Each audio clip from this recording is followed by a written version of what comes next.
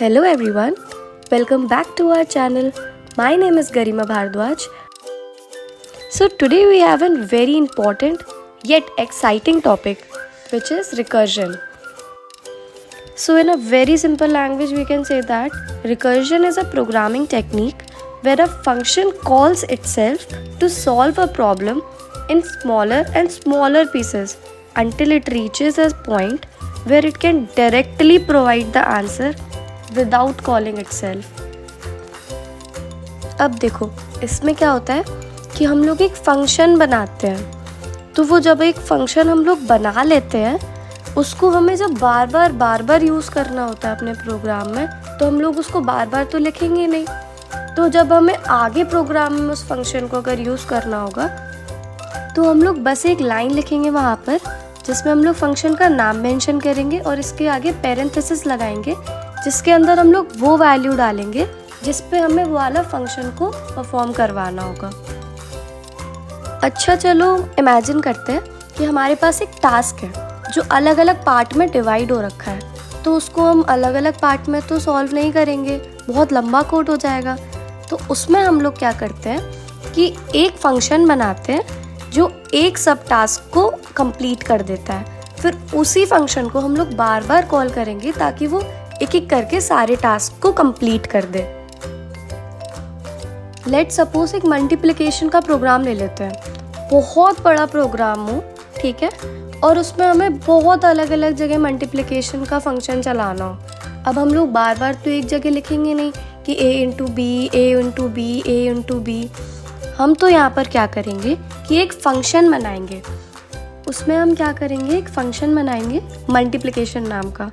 उसमें पैरेंथेसिस के अंदर हम लोग int a comma int b, ठीक, वो लगाएंगे और फिर उसका फंक्शन लिखेंगे नीचे a इंटू बी और फिर उसका रिजल्ट निकाल लेंगे। ये फंक्शन बन गया।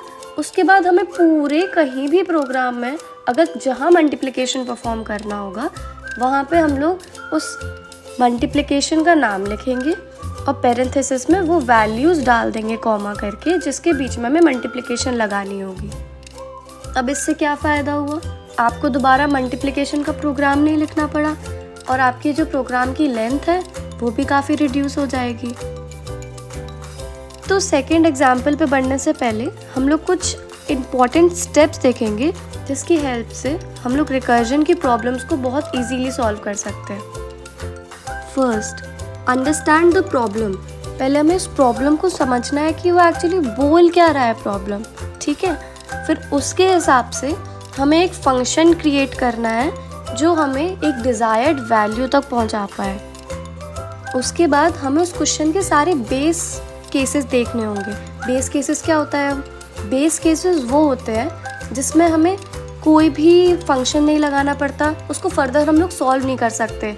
फॉर एग्जांपल, अगर हमें किसी सीरीज़ का सम निकालना हो और उसमें सिर्फ एक ही वैल्यू दी गई हो तो उसका सम तो फिर वही वैल्यू हो गई ना, तो ये होता है बेस केस, ठीक है।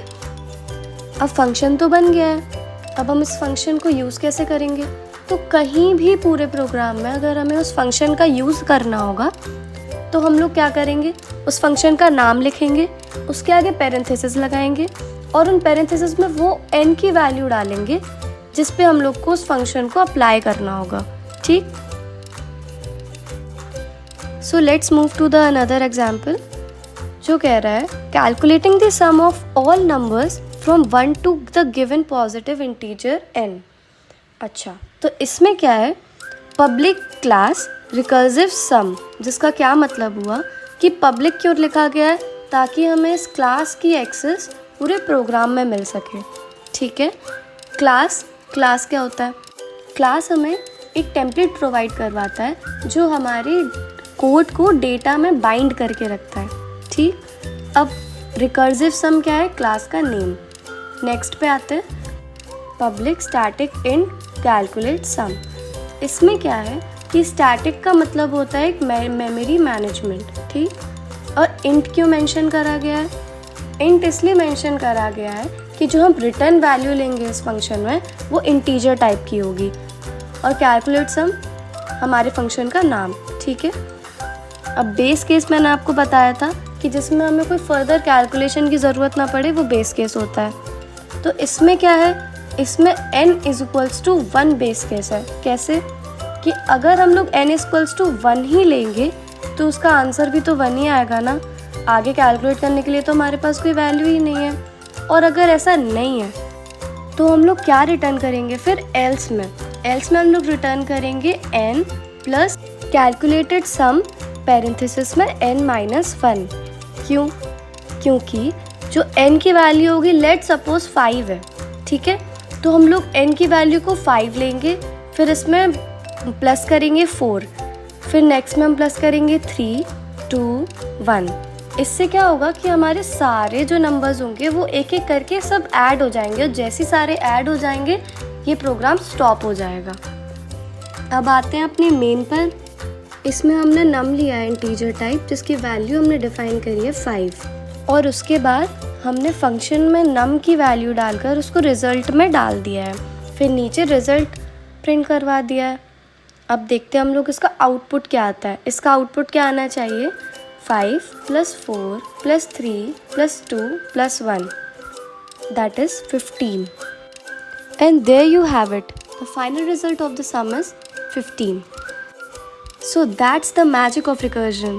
It allows us to solve the complex problems by breaking them into smaller ones. Before ending up this video, I'm challenging you with the 5 good problems which can improve your understanding in recursion. Please comment down below with the hashtag #PeakoverRocks if you have completed all the 5 questions by yourself. Thanks for watching this video. We hope you enjoyed learning about recursion, one of the fascinating concepts in the world of programming. Be sure to like, subscribe and hit the notification bell to stay updated to our future videos.